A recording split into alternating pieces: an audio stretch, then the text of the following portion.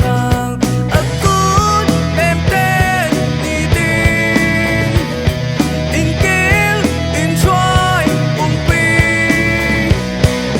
timna khol kwam sung zo man ningna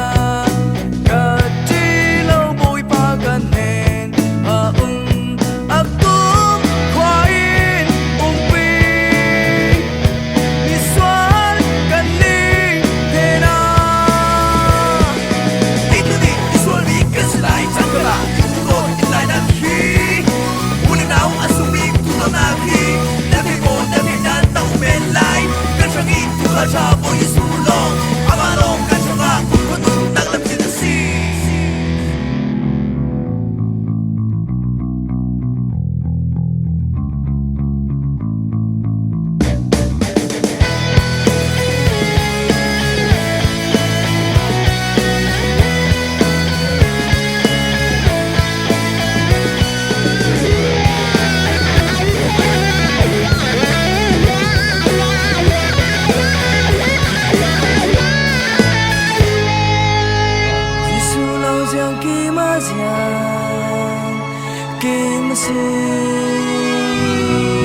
Hindu nak tua thuk in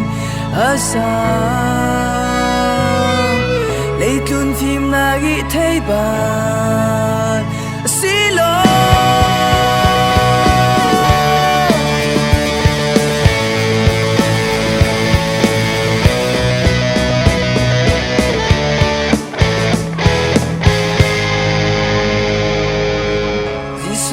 Giang kim a giang kim si Hindu nak tua thuk in asa lấy tuôn phim nagi thấy bạn silo